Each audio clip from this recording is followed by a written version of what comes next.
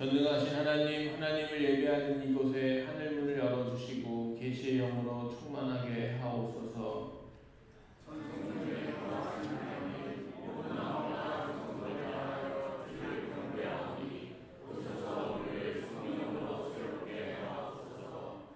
주 하나님을 악망하오니 우리가 하나님 안에 온전히 거하고 인자와 긍휼로 반시워 주시옵소서. 아멘. 찬송가 29장 찬양하시겠습니다.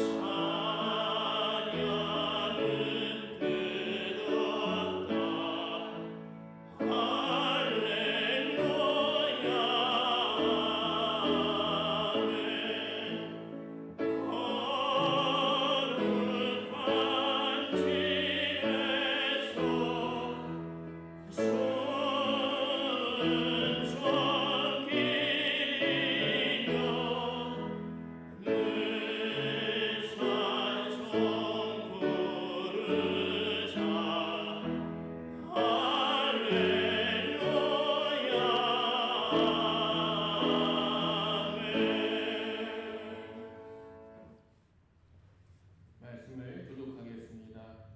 하나님은 우리에게 은혜를 베푸사 복을 주시고 그의 얼굴빛을 우리에게 비추사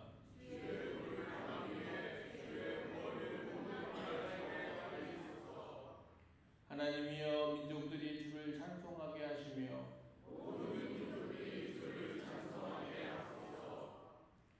온 백성은 기쁘고 즐겁게 노래할지니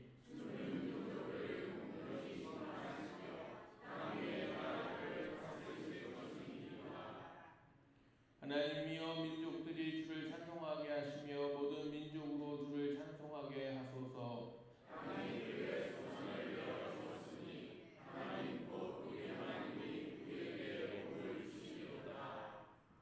하나님이 우리에게 복을 주시리니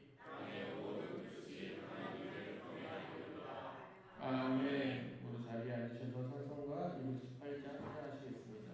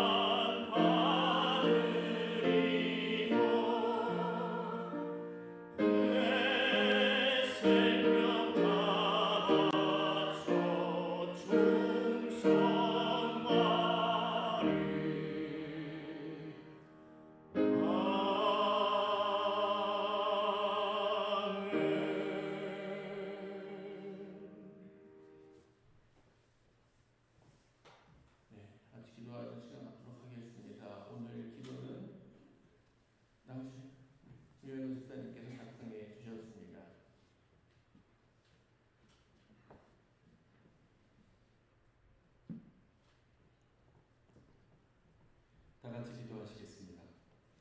주님, 오늘 우리가 주일을 맞아 이 자리에 모여 예배하게 주신 것 감사드립니다. 지금 우리는 많은 혼돈 속에 살고 있습니다.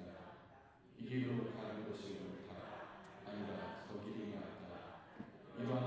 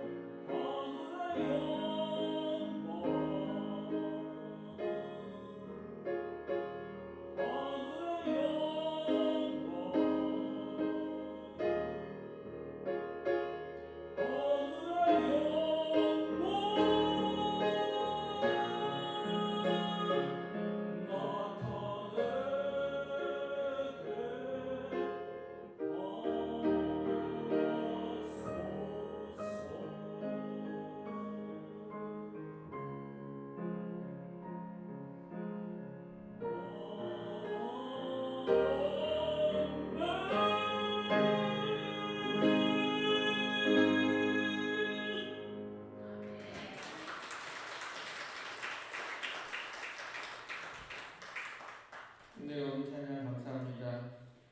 이 시간 주시는 하나님의 말씀은 룻기 1장 8절, 2장 20절, 3절, 10절 말씀입니다. 우리 다 같이 말씀을 봉독하겠습니다. 길을 가다가 나오미가 두 며느리에게 말하였다. 너희는 제각기 친정으로 돌아가거라. 너희가 죽은 너희의 남편들과 나를 한결같이 사랑하여 주었으니 주님께서도 너희에게 그렇게 해주시기를 빈다. 나오미가 며느리에게 말하였다. 그는 틀림없이 주님께 복을 받을 사람이다. 먼저 세상을 뜬 우리 식구들에게도 자비를 베풀더니 살아있는 우리에게도 한결같이 자비를 베푸는구나. 나오미가 그에게 말을 계속하였다. 그 사람은 우리와 가까운 사람이다. 그는 지방간으로서 우리를 맡아야 할 사람이다.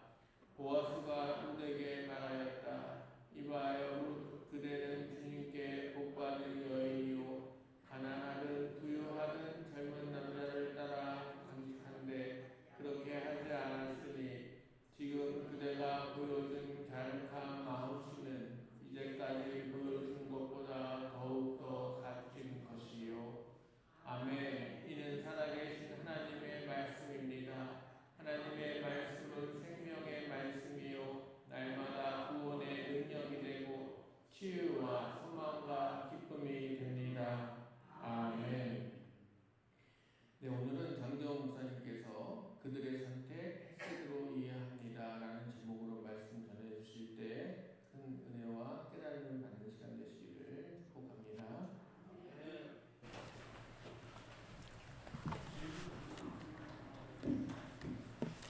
할렐루야.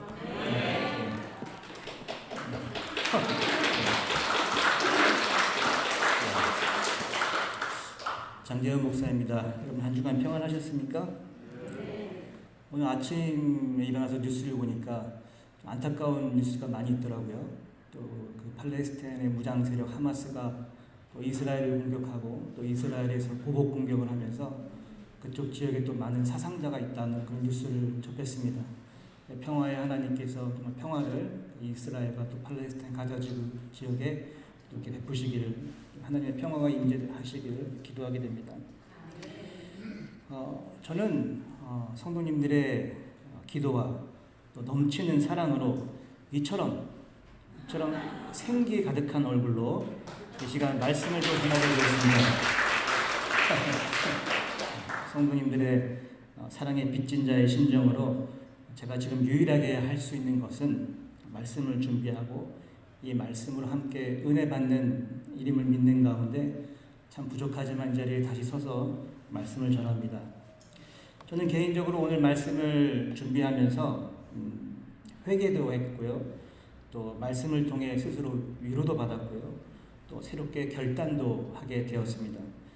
무엇보다 우리를 향하신 하나님의 그 놀라운 사랑 앞에 감동하는 그런 순간을 또 깨달음을 경험하였습니다.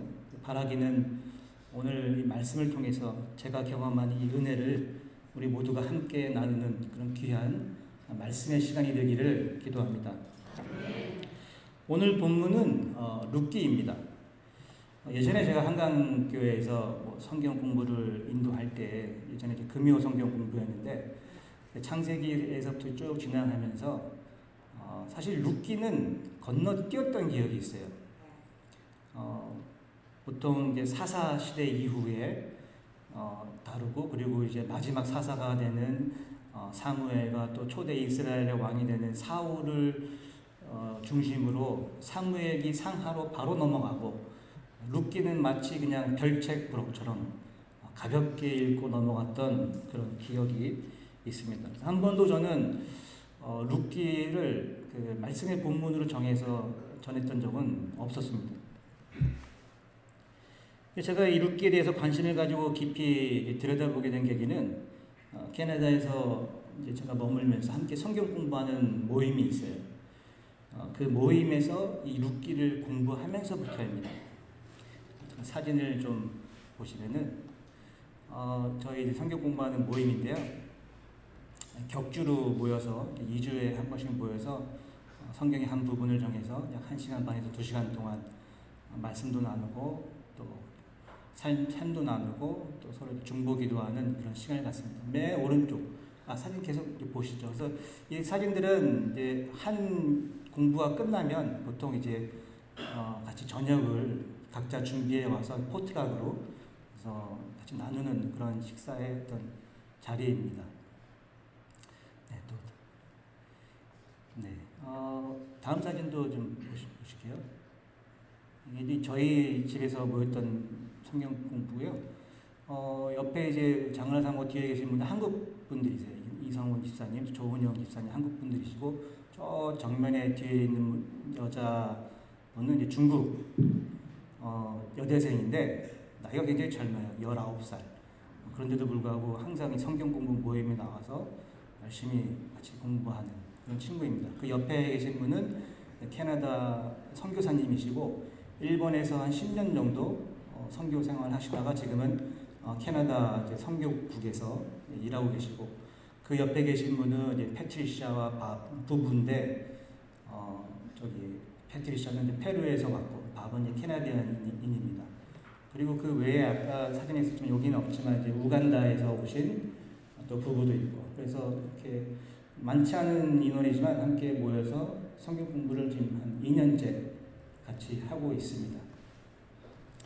참 감사한 그런 분들이에요. 저기 멀라 아까 선교사님 또 한국 저기 가정 이성훈 집사님, 조은영 집사님 가정 또 저 패트리샤라는 페루에서 오신 저분들이 저희가 지금 이제 캐나다에 저희 큰 애와 또 작은 애가 있고 또 석현이가 있지 않습니까?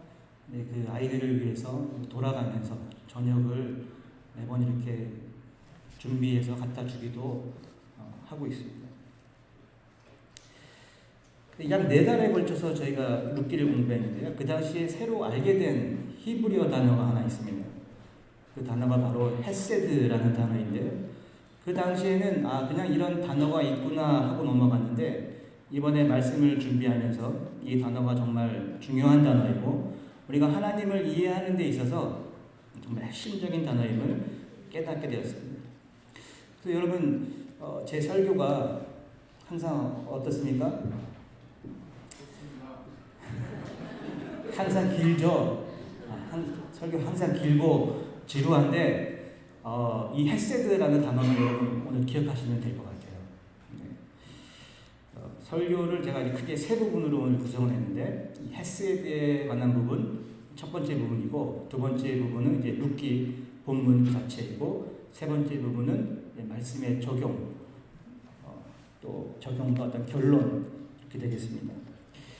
이 히브리어 단어 헤세드는 참 많은 뜻으로 우리말로 번역될 수가 있습니다. 여기 보면은 인애, 자비, 은총, 은혜, 사랑, 신실, 선대, 신의 이 외에도 더 많은 단어들로 번역될 수 있는 단어가 이 히브리어 단어 헤세드라는 단어입니다. 이 헤세드라는 단어는 또 다른 히브리어, 결국 제가 히브리어 단어를 얘기해 죄송한데 베리트라는 히브리어 단어가 있는데 이 단어는 계약이나 약속 또는 어떤 언약의 관계를 말합니다. 그래서 헤세드는 이러한 계약 관계에서 또 이해되어야 하고 또 번역되어야 합니다. 우리가 누군가와 계약을 맺는 이유가 무엇일까요? 첫째 서로가 서로에게 좀 이익이 되고 또 다툼을 없애고 또 서로가 서로에게 뭐 잘하자, 배려하자 그런 의미가 있겠죠. 둘째로는 그리고 우리가 어떤 계약을 맺게 되면 어떤 약속을 하게 되면 한쪽이 싫다고 실증이 난다고 금방 이 계약을 파기할 수는 없는 거잖아요. 그렇죠? 또 맺어진 그 계약의 내용을 바꿔서 됩니까? 안 됩니까? 안 되겠죠. 계약이 변하면 안 됩니다. 헤세드는 이처럼 어떤 또 두 가지 의미에서 인애와 자비 또는 한결같은 변함없는 신실한 그런 의미로서 또 해석되어지고 번역되기도 합니다. 구약 성경에서는 대략 약 450회 정도 헤세드라는 단어가 쓰이고 있는데요. 이 헤세드의 우리말 번역이 어떻게 다른지를 잘 보여주고 있는 본문이 있어서 제가 여러분들에게 소개시켜 드리겠습니다. 이사야 54장 10절 말씀인데 우리가 가지고 있는 표준 세번역에서는 비록 산들이 옮겨지고 언덕이 흔들린다 하여도 나의 은총이 너에게서 떠나지 않으며 평화의 언약을 파기하지 않겠다. 그 다음 번역을 보면 산들이 떠나며 언덕들은 옮겨질지라도 나의 자비는 내게서 떠나지 아니하며 나의 화평의 언약은 흔들리지 아니하리라. 산들이 밀려나고 언덕이 무너져도 나의 사랑은 결코 너를 떠나지 않는다. 내가 주는 평화의 계약은 결코 무너지지 않는다. 한글판 개혁이 예전에 우리 세로로 읽는 성경 있죠? 그 개혁인데 산들은 떠나며 작은 산들은 옮길지라도 나의 인자는 내게서 떠나지 아니하며 화평케 하는 나의 언약은 옮기지 아니하리라. 그 같은 헤세드가 쓰였는데 은총, 자비, 사랑, 인자 이렇게 다양하게 해석되고 있습니다. 우리말로 번역될 때 이처럼 다양하게 번역되어 사용되고 있다는 것은 그만큼 이 히브리어 헤세드를 현재 우리 언어로 명확하게 한 단어로 해석할 수 없다는 것이죠.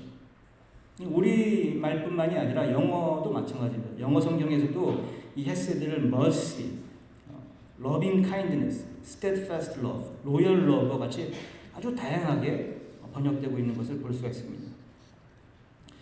그리고 헤세드에 대해서 한 가지 더 짚고 넘어갈 것은 헤세드는 하나님께서만 우리를 향해 하시는 것이 아니라 우리도 하나님을 향해 헤세드를 동일하게 해야 하고 또 사람과 사람 사이에도 이 헤세드는 서로 주고받을 수 있다는 것이에요. 이 계약관계 또는 언약관계라고 제가 아까 얘기했잖아요. 그래서 서로가 서로에게 마땅히 해야 하는 행동, 이것이 헤세드라는 것입니다. 이 부분에 대해서 예를 들어서 제가 이야기를 들려드릴게요. 우리가 주로 지난 시간 가서 그 성경 공부 지면을 통해서 왕들의 이야기를 나눴잖아요. 그래서 다윗과 요나단의 그 이야기를 예를 들어보겠습니다. 사무엘기상 18장 3절과 4절이에요. 요나단은 제 목숨을 아끼듯이 다윗을 아끼어 그와 가까운 친구로 지내기로 굳게 언약을 맺고 자기가 입고 있던 겉옷을 벗어서 다윗에게 주고 칼과 활과 허리띠까지 모두 다윗에게 주었다. 요나단과 다윗이 맺은 언약은 이후 실제로 요나단이 사울로부터 다윗의 생명을 지켜내게 되지요. 참 어떻게 보면 놀라운 두 사람의 어떤 언약 체결입니다. 당시 다윗은 그저 목동 출신의 소년이었지만 요나단은 사울의 아들로서 훗날 이스라엘의 왕이 될 소년이었습니다. 왕자의 신분이었죠.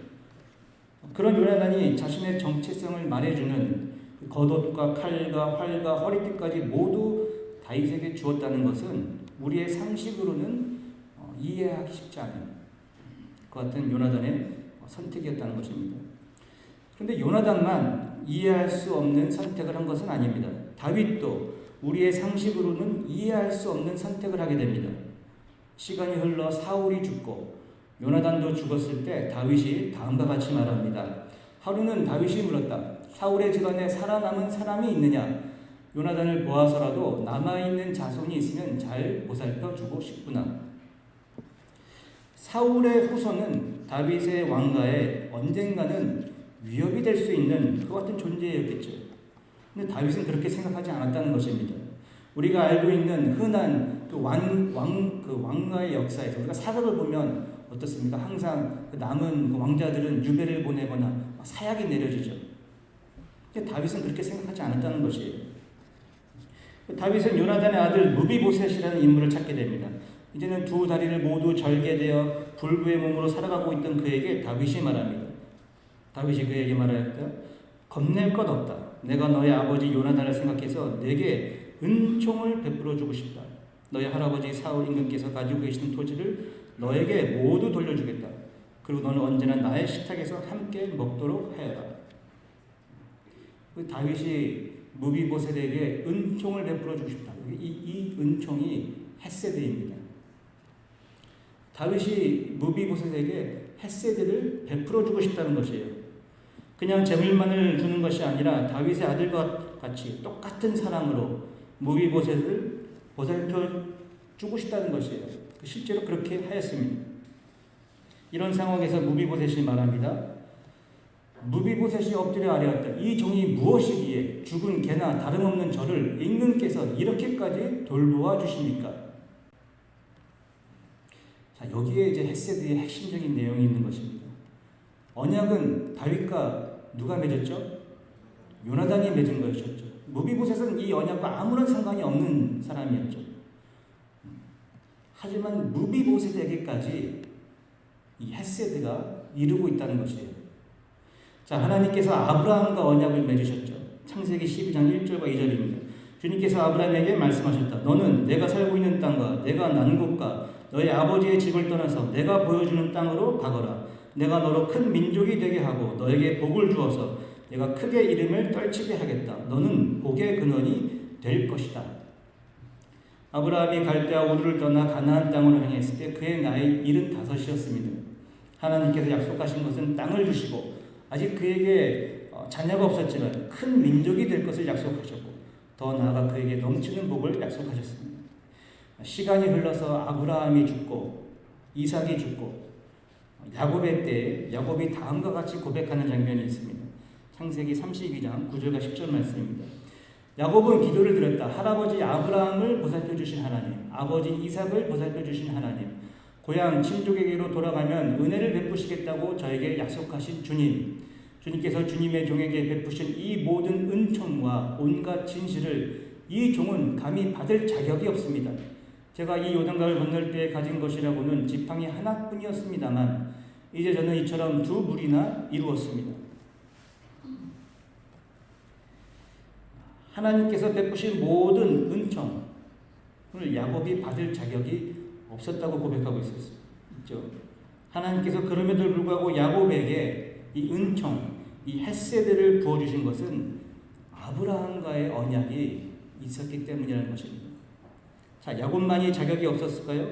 출애굽 이후에 광야에서 이스라엘 백성들은 자격이 있었습니까? 하나님께서 놀라운 헤세드로 이 이스라엘 백성들을 인도하셨지만 정작 이들은 금송아지상을 만들며 하나님을 배반하지 않았습니다. 조금만 이들 앞에 어려움이 생기면 하나님을 원망하고 애굽으로 돌아가겠다고 늘 불신앙적인 모습을 보인 것이 이스라엘 백성들 아닙니까? 자, 이런 가운데 모세가 또 다음과 같이 말합니다. 주님께서 당신들을 사랑하시고 택하신 것은 당신들이 다른 민족들보다 수가 더 많아서가 아닙니다. 오히려 당신들은 모든 민족 가운데서 수가 가장 적은 민족입니다. 그런데도 주님께서는 당신들을 사랑하시기 때문에 당신들 조상에게 맹세하신 그 약속을 지키시려고 강한 손으로 당신들을 이집트 왕 바로의 손에서 건져내시고 그 종살이하던 집에서 이끌어내어 주신 것입니다. 그러므로 당신들은 주 당신들의 하나님이 참 하나님이시며 신실하신 하나님이심을 알아야 합니다. 주님을 사랑하고 주님의 계명을 지키는 사람에게는 천대에 이르기까지 그의 언약을 지키시며 또 한결같은 사랑을 베푸시는 신실하신 하나님이심을 알아야 합니다. 이 한결같은 사랑, 이것이 헤세드입니다. 한 번 맺은 약속을 지키시기 위해 끊임없이 우리를 인내하시며 사랑하시고 또 인도해 가시는 그 어떤 하나님의 모습이 여러분 보이십니까? 하나님과 우리가 맺은 이 언약의 관계에서 우리는 늘 주님을 배반하고 하나님만 이 계약을 지키시면 되는 것입니까?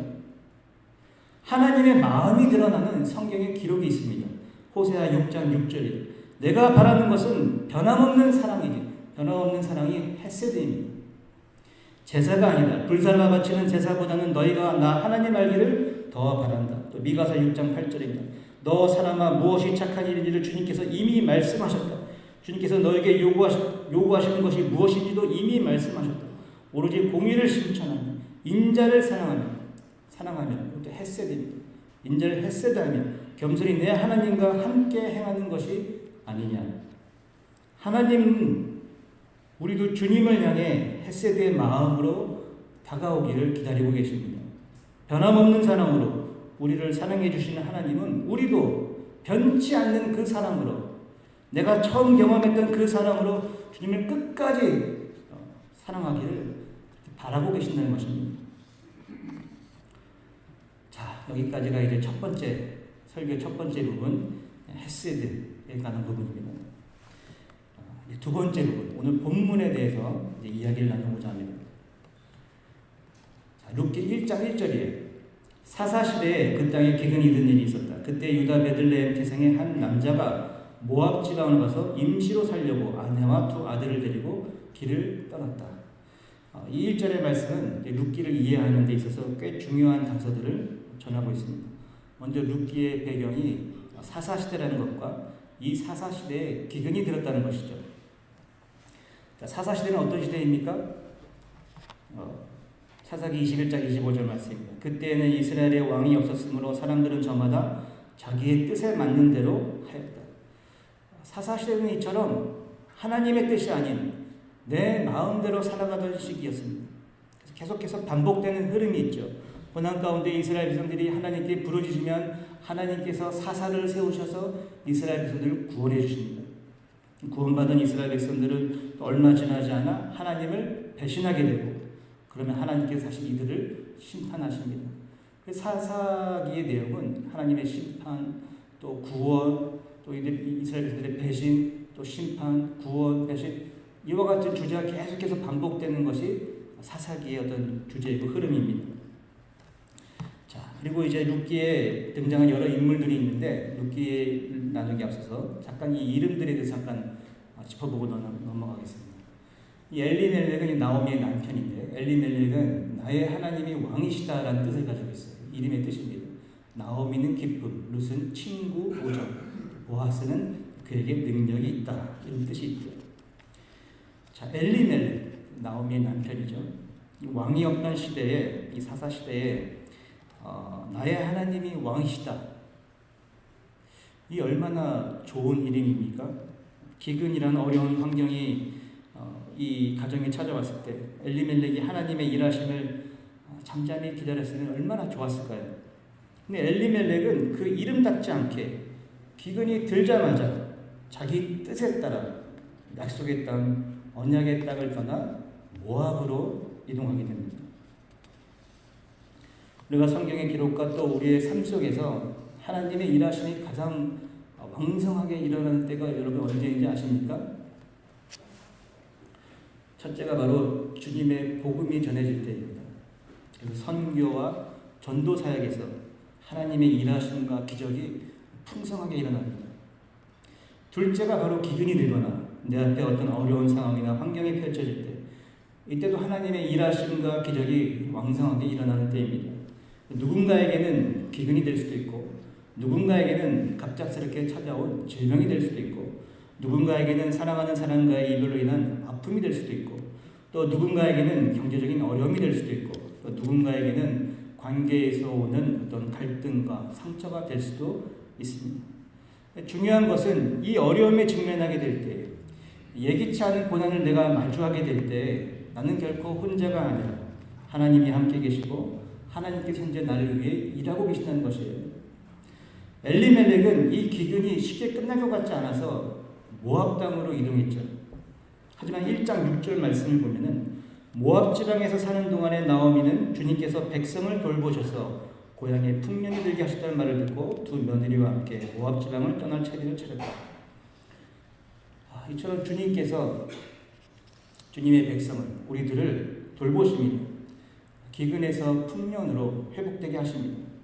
혹시 우리 가운데 예기치 않는 어떤 기근으로 고난으로 어려운 가운데 있다면 우리의 눈을 모압이 아닌 하나님이 계신 곳을 바라보고 하나님의 일하시를 그 믿는 믿음으로 잠잠히 기다릴 수 있는 저 여러분들 되시길 기도합니다.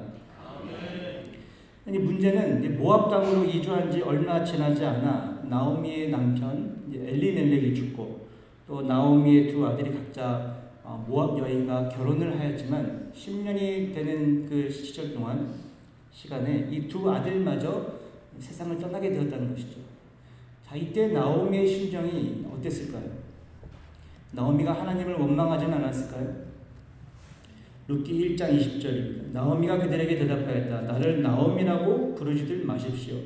전능하신 분께서 나를 몹시도 괴롭게 하셨으니 이제는 나를 마라라고 부르십시오. 나오미가 룻과 함께 베들레헴에 도착했을 때 성읍의 사람들이 나오미를 알아보고 앞으로 나아올 때 나오미가 반응한 내용입니다. 나오미라는 이름의 뜻이 우리가 아까 살펴보았듯이 기쁨이라는 뜻인데 이제는 기쁨이 아닌 마라, 즉 쓰다라는 어떤 의미의 이름으로 자신을 불러달라는 것이죠.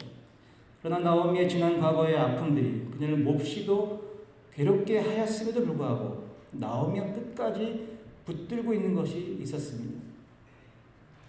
바로 하나님의 신실하심입니다. 지난 창립기념주일 때 홍태희 목사님께서 본문으로 정하신 시편 100편의 말씀이 있지요. 우리가 주님의 성전으로 올라가면서 현재 우리의 상황이 이렇게 춤을 추고 또 노래를 부르고 또 감사의 기도를 올릴 수 없음에도 불구하고 우리가 기뻐할 수 있는 비결, 우리가 감사할 수 있는 비결은 시편 100편 5절 말씀처럼 주님은 선하시며 그의 인자하심 영원하다. 그의 성실하심 대대에 미친다. 여기서 인자하심 이것이 헤세드입니다. 우리를 향하신 하나님의 신실하심이 있기 때문에 우리는 어떤 상황에서도 기뻐할 수 있고 감사할 수 있다는 것이죠. 나오미가 여전히 하나님의 헤세드를 붙들고 있었음을 두 가지 측면에서 추측해 볼 수 있습니다. 첫 번째는 나오미가 남편을 잃고 두 아들을 잃었을 때 그녀가 사랑했고 아꼈던 그 관계들이 모두 끝났을 때 나오미가 깨닫게 된 것은 우리의 이러한 인간적인 관계에는 늘 한계가 있고 끝이 있다는 것이죠.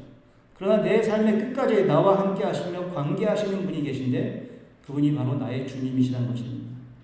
그래서 나오미는 어쩌면 다시 약속의 땅으로 언약의 땅으로 하나님께서 다시 회복시켜 주실 것을 믿는 그 믿음으로 나아가려고 했던 것은 아닐까 생각하게 됩니다. 둘째로 나오미가 두 며느리를 두고 전하는 내용이 있습니다. 룻기 1장 8절인데 오늘 본문 첫 번째 본문이죠. 길을 가다가 나오미가 두 며느리에게 말하였다. 너희는 제각기 친정으로 돌아가거라. 너희가 죽은 너희의 남편들과 나를 한결같이 사랑하여 주었으니 주님께서도 너희에게 그렇게 해 주시기를 빈다. 여기서 한결같이 사랑하여 주었으니 이 한결같이 사랑 이게 헤세드입니다. 너희가 나를 헤세드해 주었으니 주님께서도 너희를 헤세드해 주시기를 기도한다는 그 같은 나오미의 기도 내용이죠.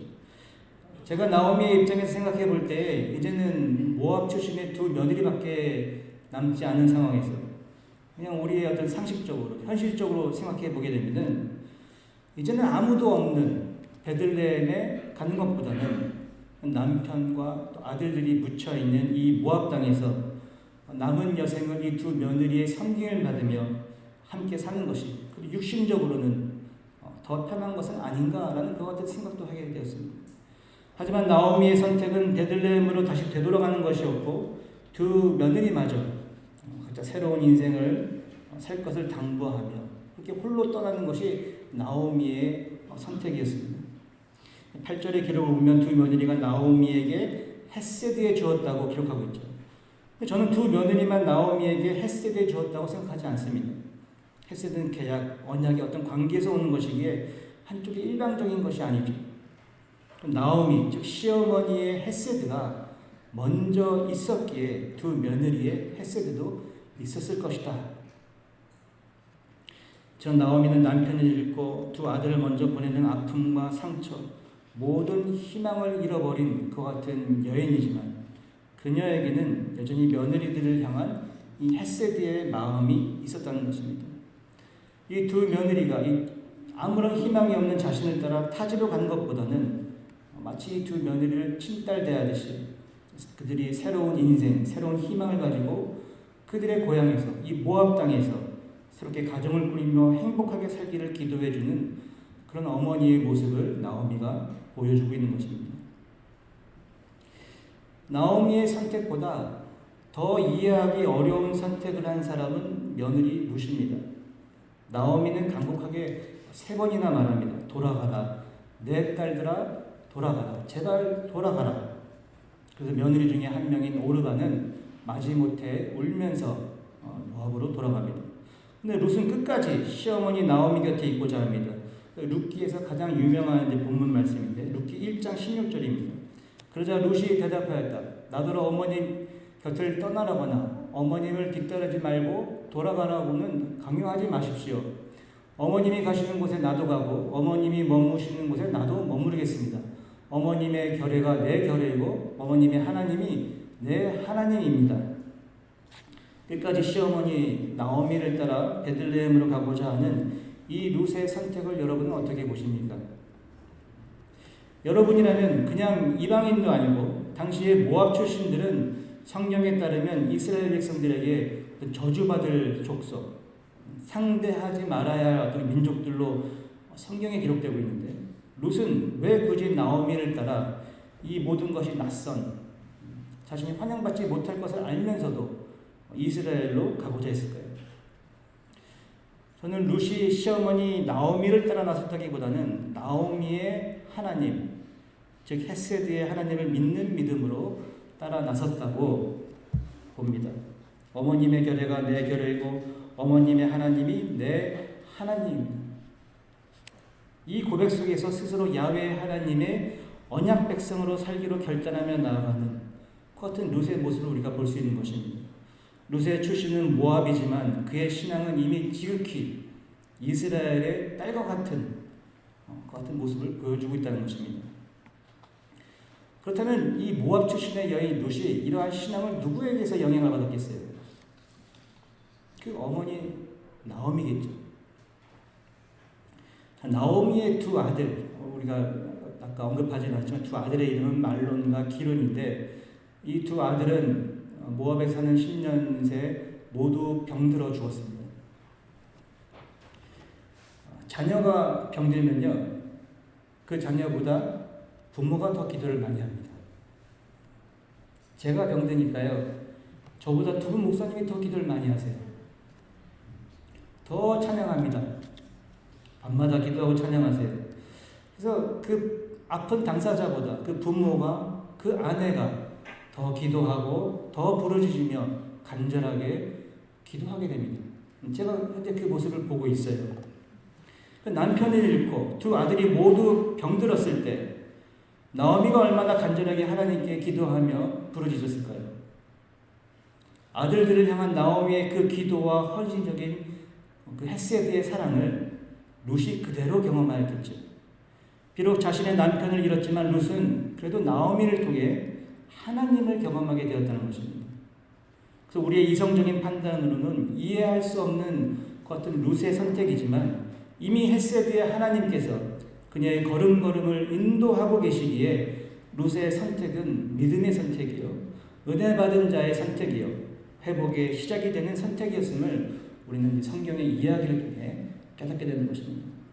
결국 나오미와 룻은 보리를 막 거두기 시작할 무렵에 베들레헴에 함께 도착하게 됩니다. 룻기 2장 2절이에요.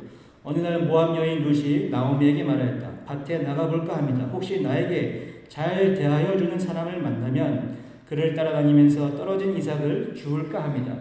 나오미가 룻에게 대답하였다. 그래, 나가보아라. 여기에서 이제 나에게 잘 대하여 주는 사람이라는 부분이 있는데 이 부분을 이제 다른 번역본에서 보면은 나에게 은혜를 베풀어 주는 사람 또는 나를 긍휼히 여겨주는 사람이라고 이렇게 번역하고 있어요. 먹을 것이 없었기에 추수의 시기에 떨어진 이삭을 줍기 위해 나가려고 했던 룻의 행동은 지극히 성서적인 측면에서 이해가 되는 것 같은 장면이죠.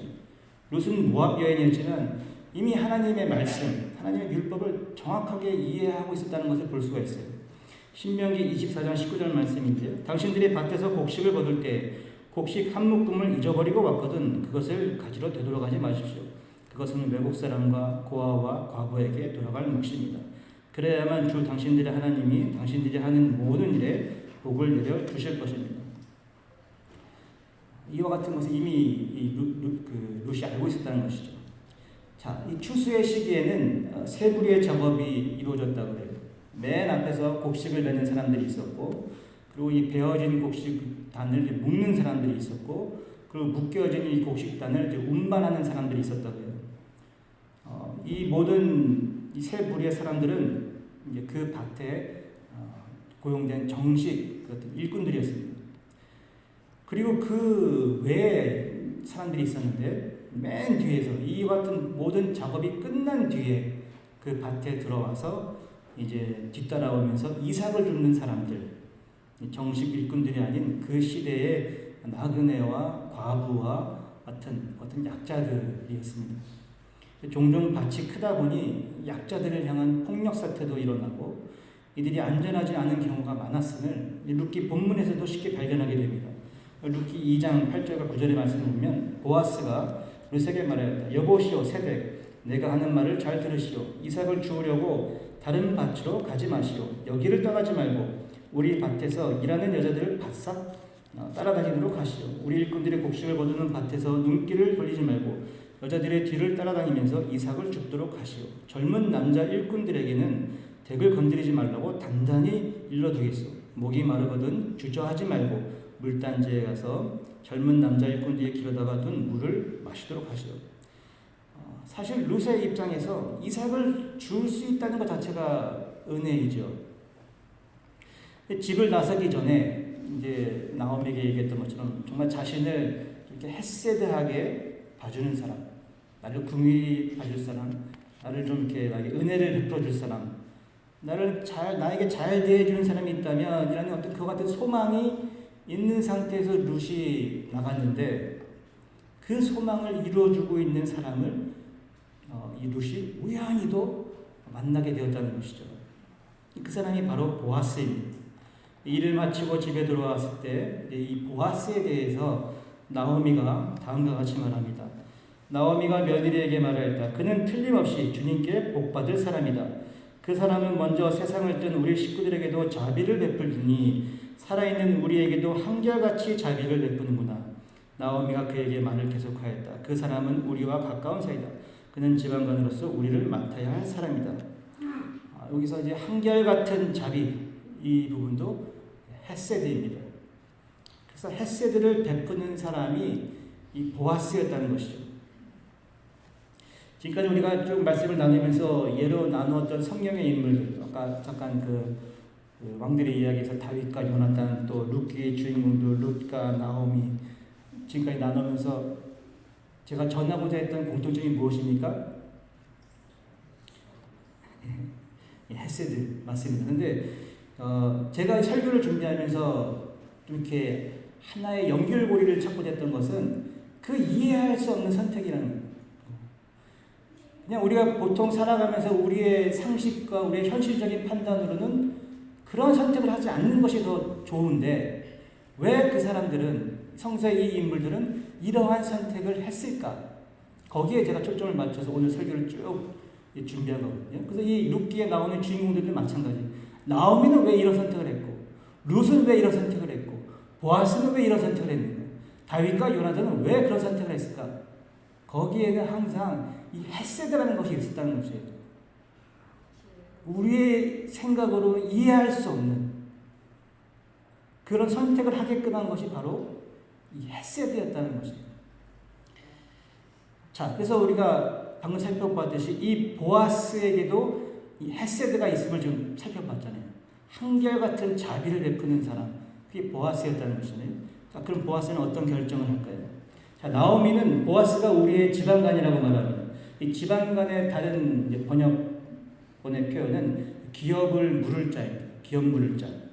기업을 물은다는 것은 이스라엘의 어떤 남자가 이제 아내나 그런 자녀나 땅을 남기고 죽었을 때 가장 가까운 친족이 그 과부와 결혼하여 땅을 차지하고 그래서 그 가문의 어떤 유지하게끔 하는 이스라엘의 어떤 문화적인 관습이 이와 같은 어떤 지방간 또는 기업 물을 자 어떤 그런 문화적 관습이었습니다. 한마디로 잃어버린 땅도 회복시켜주고 만약에 대가 끊겼다면 지금 나오미 같은 경우는 남편도 죽고 두 아들도 죽지 않았습니까? 그럼 대도 이어야 하는. 그래서 만약 과부와 결혼해서 아이가 나오면 그 아이는 이 남편의 그 자손이 되는 것이 아니라 엘리멜렉의 직계 가족이 되어서 커가는 대를 이어주는 그와 같은 역할들을 해야 된다는 거죠. 그것이 지방간으로서의 어떤 역할이었습니다. 사실 보아스보다 이 지방간으로서 나오미에게 더 가까운 1순위의 인물이 룻기에 등장하게 됩니다. 이 인물의 이름은 기록되고 있지 않은데요. 이 인물은 나오미와 롯의 지방간 되기를 거부합니다. 그 이유는 이 사람이 계산을 해보니까 손해가 막심한 것 같거든요. 그걸 자기는 할 수 없다고 해요. 룻기 4장 6절입니다. 그러자 지방간으로서의 책임이 있는 그 사람이 말하였다. 그런 조건이라면 나는 지방간으로서의 책임을 질 수 없어. 잘못하다가는 내 재산만 축나겠소.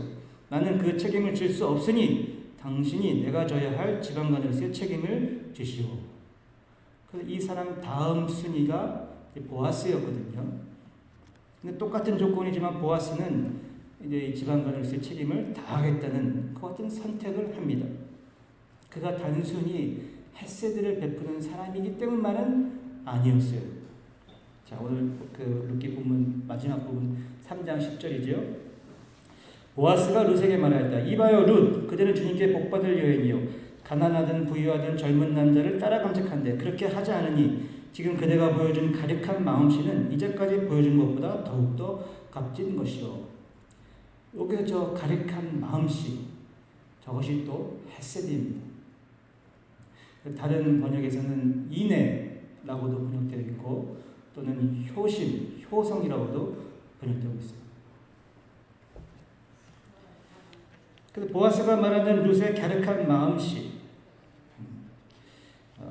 핵심은 룻이 처음 보여준 그 헤세드의 마음이 처음보다 지금이 더 크다, 더 값지다는 것이에요. 이게 무슨 말이냐면은 보아스가 보았을 때 룻이 나오미를 향했던 그 마음, 그 헤세드의 마음, 그 어머니를 사랑하는 마음, 그 마음이 처음 그 모압을 떠날 때만 컸던 것이 아니라 시간이 지날수록, 시간이 흐를수록 어머니를 향한 그 마음이 점점 더 커지고 있다는 것을 이 보아스가 보았다는 것입니다. 그걸 이야기하고 있는 것이에요. 비록 룻이 모압 출신의 여인이고 또 룻을 아내로 맞이하게 된다는 것이 보아스에게 아무런 이득이 되지 않는 것처럼, 그렇게 세상적인 판단으로는 이 지방간 그 1순위였던 남자처럼 보아스도 포기하는 것이 현명한 판단처럼 보였지만, 보아스는 룻에게서 하나님의 마음, 하나님의 언약 백성들만이 가질 수 있는 그 헤세드의 마음을 보았기에 룻을 이 보아스가 선택하게 되었다는 것입니다. 그리고 그의 판단처럼 하나님은 룻과 보아스를 통해 오벳을 주시고, 오벳은 이셋을, 이셋은 다윗을 낳고 훗날 이 가문에서 예수 그리스도께서 오시는 같은 놀라운 가문 가운데 이 헤세드의 두 커플이 기록되고 있다는 것입니다. 이것이 룻기의 이야기예요. 자, 룻의 시대적 배경이 아까 어디라고 했죠? 사사시대. 저마다 자기의 뜻대로 살아가고 있던 이 시대에 나를 향한 하나님의 사랑에 응답하기보다는 하나님을 배반하고 헤세드가 완전히 사라진 이 시대에, 이러한 시대에 룻이라는 이름처럼 친구, 우정, 이걸 달리 말하면 뭐예요? 친구, 우정, 의리 아닙니까? 배반이 아닌 의리를 지키는 모습, 헤세드를 잃어버린 시대에 헤세드를 보여주는 룻과 나오미와 보아스, 룻기에서 하나님이 직접적으로 어떻게 이들을 섭리해 가고 계신, 개입하시는지는 전혀 기록되고 있지 않아요. 하나님이 어떻게 하셨다, 하나님이 이렇게 하셨다, 전혀 기록되고 있지 않아요. 하지만 우리는 하나님께서 이들을 지켜보시며 섭리 가운데 인도해 가신다는 것을 이 룻기의 이야기를 통해 보게 되거든요. 헤세드를 잃어버린 그 어두운 사사시대에서 이제는 새롭게 왕족의 시대로 넘어갈 그 새로운 출발점 앞에서 하나님께서 기뻐하시는 사람, 하나님께서 원하시는 사람, 하나님께서 기대하시는 사람, 하나님께서 눈여겨보는 사람, 하나님께서 크고 작은 섭리 가운데 인도해 가시는 사람은 바로 헤세드의 마음을 품고 이 헤세드의 마음을 또 베풀며 살아가는 그와 같은 사람임을 이 룻기가 우리들에게 전하고 있다는 것입니다. 자, 이제 설교의 세 번째 부분입니다. 거의 다 끝나가죠? 말씀과 적용, 결론 부분입니다. 오늘 설교의 전체적인 흐름은 이 성서에 기록되고 있는 여러 인물들의 이해할 수 없는 그 선택을 우리가 헤세드를 통해 이해해 보고 있는데요. 그렇다면 성경에서 가장 이해할 수 없는 선택을 하신 분은 누구일까요? 네, 맞습니다. 바로 하나님이시죠. 만왕의 왕 내 주께서 왜 고초당했나 이 벌레 같은 날 위해 그 보혈을 였네. 이 찬양 다들 아시죠? 지극히 높고 높으신 하나님께서 낮고 낮은 이 벌레 같은 나와 언약 관계를 맺어주시고 이 땅에 예수 그리스도를 보내주셔서 십자가의 보혈로 이제는 우리를 새 언약 가운데로 초대해주고 계시니 참으로 우리를 향하신 하나님의 놀라운 헤세드입니다. 하나님의 이와 같은 헤세드 앞에 우리는 반드시 두 가지의 반응으로 응답해야 함을 성경 기록하고 있어요. 요한일서 4장 10절과 11절 말씀입니다. 사랑은 이 사실에 있으니 곧 우리가 하나님을 사랑한 것이 아니라 하나님이 우리를 사랑하셔서 자기 아들을 보내어 우리의 죄를 위하여 화목제물이 되게 하신 것입니다. 사랑하는 여러분, 하나님께서 이렇게까지 우리를 사랑하셨으니 우리도 서로 사랑해야 합니다. 또 한 군데 보겠습니다. 마태복음 22장 37절부터 40절 말씀입니다. 예수께서 그에게 말씀하셨다. 내 마음을 다하고 내 목숨을 다하고 내 뜻을 다하여 주 너희 하나님을 사랑하여라 하였으니 이것이 가장 중요하고 으뜸 가는 계명이다. 둘째 계명도 이것과 같은데 내 이웃을 내 몸과 같이 사랑하여라 한 것이다. 이 두 계명에 온 율법과 예언서의 본 뜻이 달려 있다. 하나님의 헤세드 앞에 우리도 마땅히 하나님께 헤세드해야 하고 또 우리의 이웃도 형제자매도 서로가 서로를 헤세드해야 한다는 것입니다. 요한일서에 따르면 하나님을 사랑한다고 말하면서 내 형제자매를 사랑하지 못하는 사람은 거짓말쟁이라고 얘기해요. 가짜라는 것이죠. 눈앞에 보이는 형제자매도 사랑하지 못하는 사람이 어떻게 눈에 보이지 않는 하나님을 사랑할 수 있냐는 것이에요. 근데 이 말을 우리가 거꾸로 생각해 보면 내가 내 이웃과 내 형제자매를 마치 룻과 나오미와 보아스처럼 아무런 조건 없이 하나님의 헤세드와 같은 마음으로 우리가 섬기고 사랑할 수 있다면 그 사랑을 경험하는 본인이나 또는 제3자가 보이지 않는 하나님의 사랑을 간접적으로 경험할 수도 있다는 말이 되는 것이죠. 아, 하나님이 정말 살아계시는구나. 어떻게 저 친구를, 저 사람을 저렇게까지 섬기며 사랑할 수 있을까? 인간의 감정적인 사랑이 아니라 하나님께서 부어주시는 그 같은 사랑이구나. 그걸 깨닫게 된다는 것이죠. 제가 이제 말기 암 선고를 받고 귀국해서 지내오면서 저는 한 번도 이 투병 생활을 하는 것에 대해 심각하게 우울해하거나 걱정을 하거나 두려워하거나 눈물을 흘린 적이 없습니다. 그렇다고 하나님께서 제게 어떤 직접적인 말씀을 주셔서가 아니에요. 소망이 없고 내 인생이 참 쓰다고 느끼는 그 순간에 나를 감싸며 나를 위로해주고 나에게 힘이 되어준 것은 바로 여러분의 헤세드입니다. 한강교회 성도님들의 헤세드, 또 캐나다에서 남은 가족들을 위해 헌신하고 봉사해 주시는 그 헤세드의 마음들, 한 주 동안 건강히 잘 계셨나? 얼굴빛은 괜찮으신가? 어디 불편한 곳은 없으셨나? 식사는 잘 하고 계신가?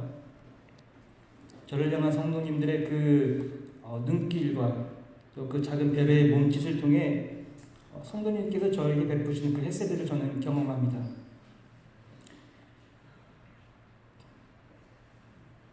제가 무엇이라고 이처럼 부족한 사람을 위해 기도해 주시고 또 사랑해 주시는지 여러분의 그 헤세드의 마음을 통해서 제가 하나님의 헤세드를 경험하고 있습니다. 반면 과거에 나는 어떠했는지를 또한 생각하게 됩니다. 내가 건강했을 때 나는 과연 이런 헤세드로 성도님들을 대했는가? 지금의 나와 같이 투병 중에 계신 분을 나는 한 번 더 안아드렸었는가? 한 번 더 붙잡고 내가 기도해 드렸었는가?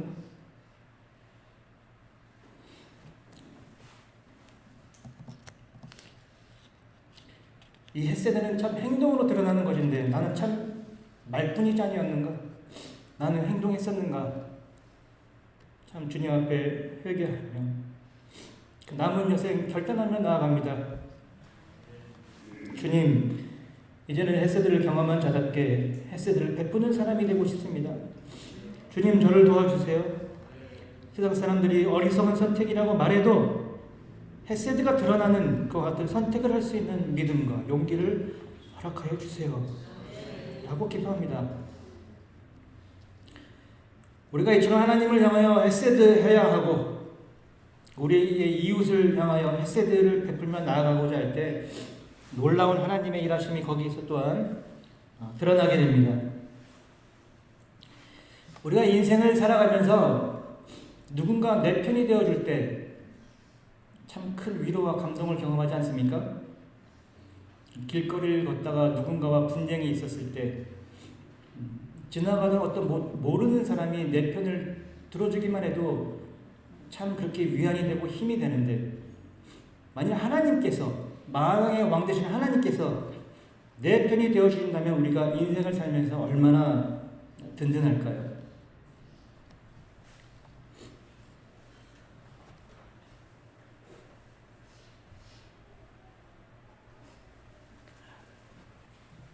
죄송합니다.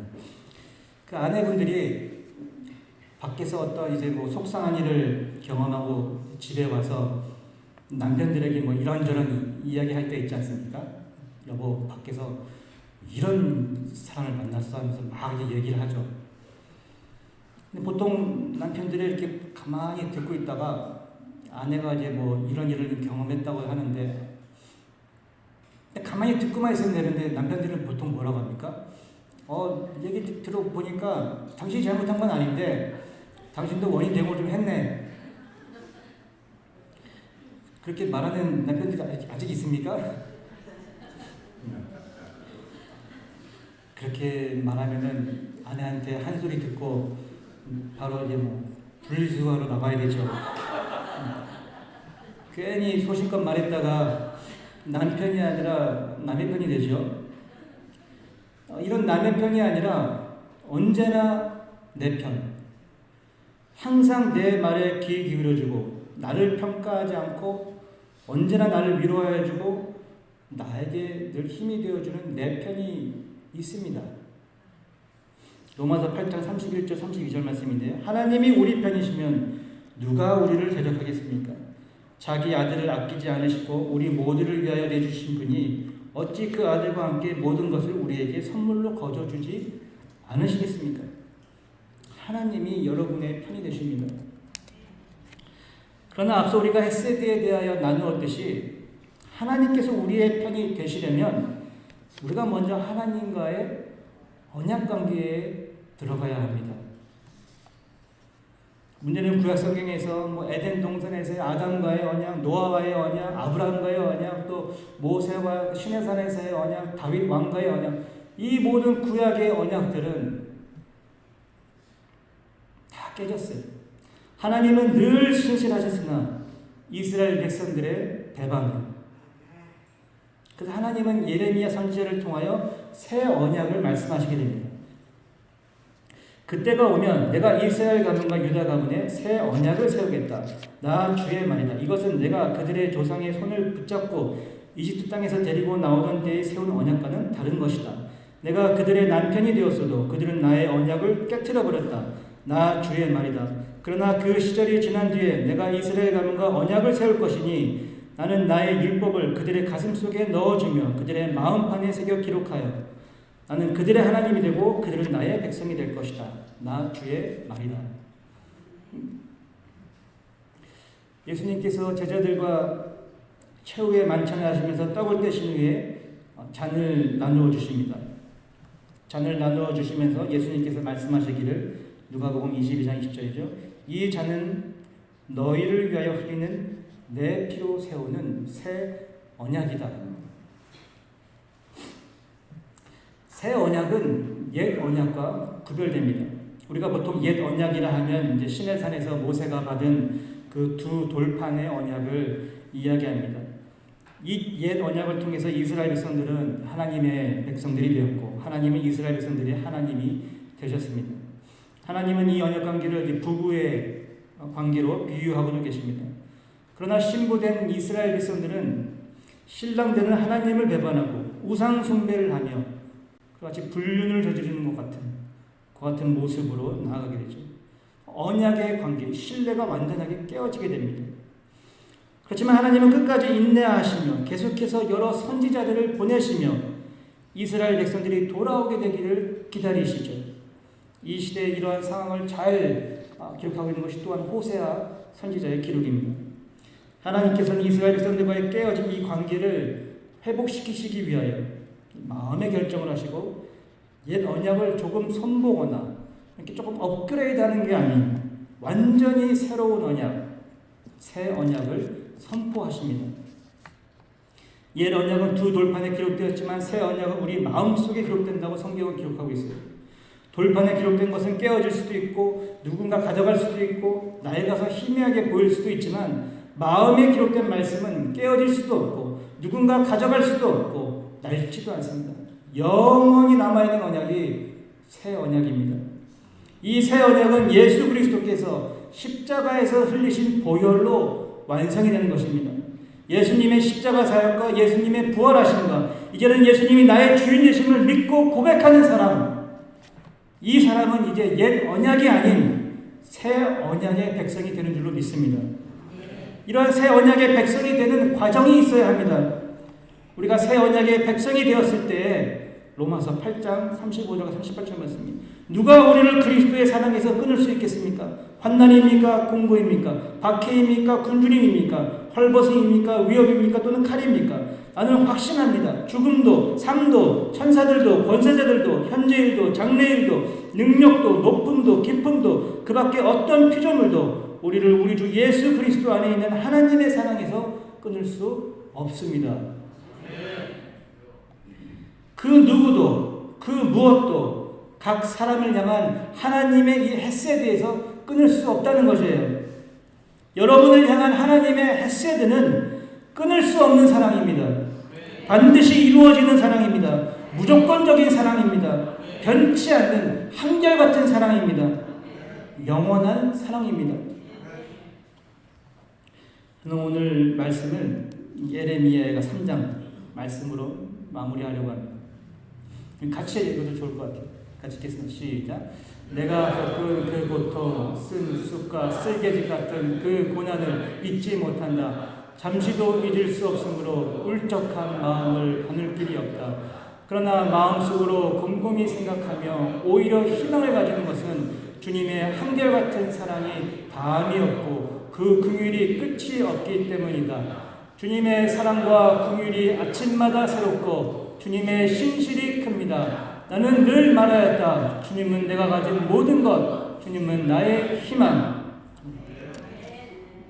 이 한 주간을 보내며 우리를 향하신 하나님의 헤세드를 기억하고 주님은 내가 가진 모든 것, 주님은 나의 희망 되시를 고백하는 저 여러분들 되시기를 기도합니다. 감사합니다.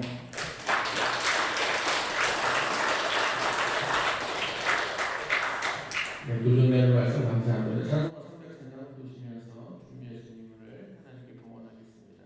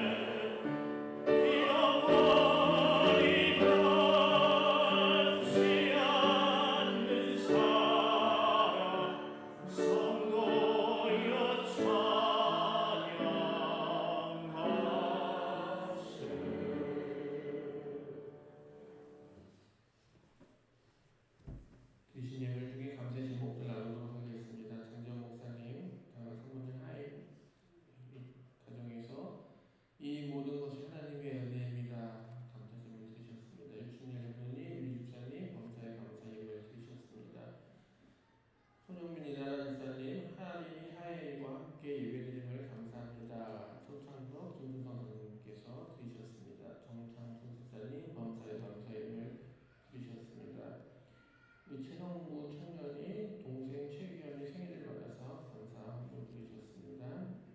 이재영 장로님, 모금주 강사님, 지난 9월 한 달도 함께 하신 하나님의 은혜를 감사드립니다. 10월 한 달도 동일한 은혜로 지켜주시고 인도해 주시기를 기도합니다. 또 김현 집사님, 범사에 감사함을 드리셨습니다. 최명민 강사님, 김영수 강사님, 신체적 자유함을 위하여 기도합니다. 이용호 권사님, 범사에 감사드립니다. 온 가족 건강 주시옵소서. 무병으로 드리셨습니다. 기도하시겠습니다. 한결같이 우리를 사랑하시는 주님, 그 하나님의 놀라우신 사랑을 우리가 간혹 잊고 살 때가 있습니다. 그럴 때마다 주님 찾아오셔서 주님이 우리를 얼마나 사랑하고 계시는지를 알게 하여 주시고 깨닫게 하여 주시고 보여주셔서 우리가 주님이 주시는 놀라운 사랑 속에 어떠한 환경과 처지와 순간에도 늘 기뻐하며 하나님을 바라보며 사랑하며 살아갈 수 있도록 주님 인도하여 주시옵소서. 육신의 아픔으로 또 신체적 건강의 어려움으로 힘든 우리 한강교회 성도님들 계시오니 주여 그곳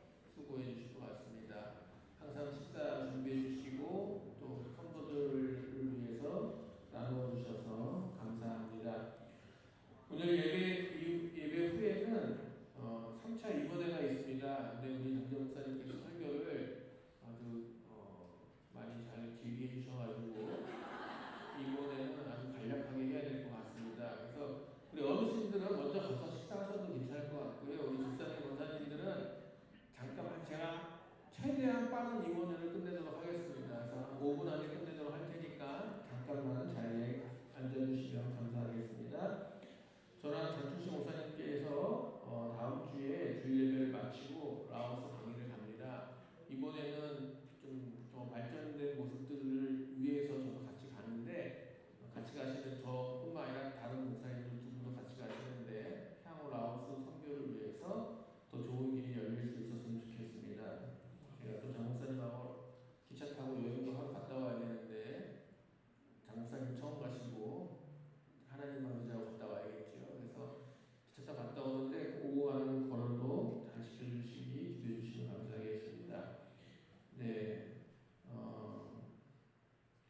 네, 교회 이따가 교회의 토지 문제 진행되고 있는 상황을 이따가 알려드리도록 하겠고요. 성도님들 건강을 위해서 군대 있는 우리 박민규 청년을 위해서 수험생 우리 권영진 김남영 학생들을 위해서 기도해 주시고요. 이번 주 수요일 목요일 날 10시부터 12시까지 자녀교육법 특강을 제가 하도록 합니다. 친교실에 시간 되시는 분들은 오셔서 자녀들 양육 어떻게 하면 좋을지 진로를 어떻게 하면 좋을지 관심 있으신 분들은 참여해 주시면 되겠습니다.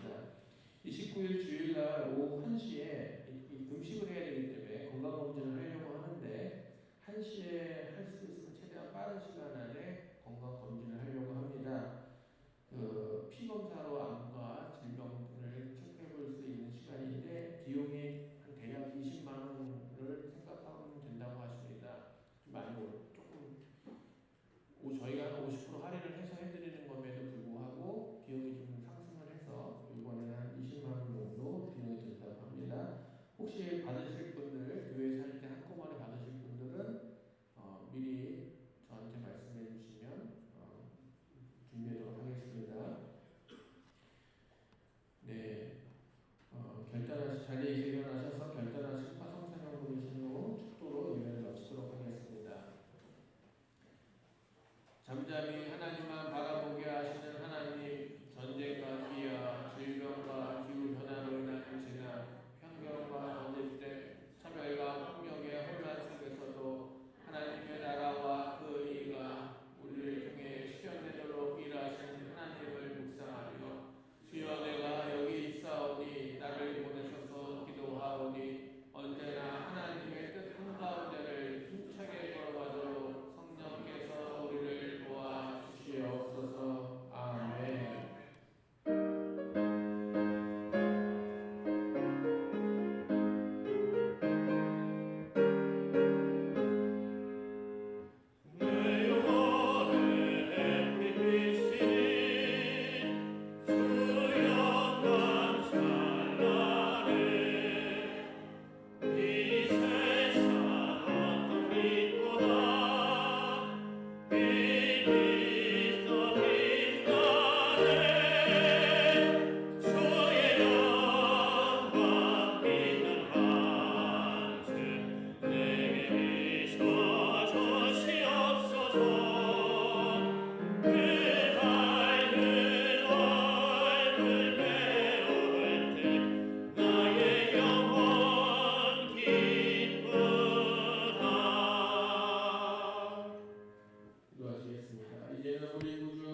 그리스도의 은혜와 하나님 아버지의 극진하신 사랑과 성령님의 감화 감동 역사 인도하심이 한결같이 우리를 사랑하시는 헤세드하신 하나님의 은총을 기다리는 한강교회 모든 성도님들 머리 위에 또 그 헤세드하는 마음으로 서로 사랑하고자 하는 우리의 결심 위에 또 우리 가정과 또 기업과 우리 주변 사람들 해외에 있는 동포들을 머리 위에 무엇보다도 고통 속에 힘들어하고 있는 지구촌에 억눌리고 억압받고 있는 사람들 머리 위에 이제로부터 영원토록 함께 하시기를 간절히 축원하옵나이다. 아멘.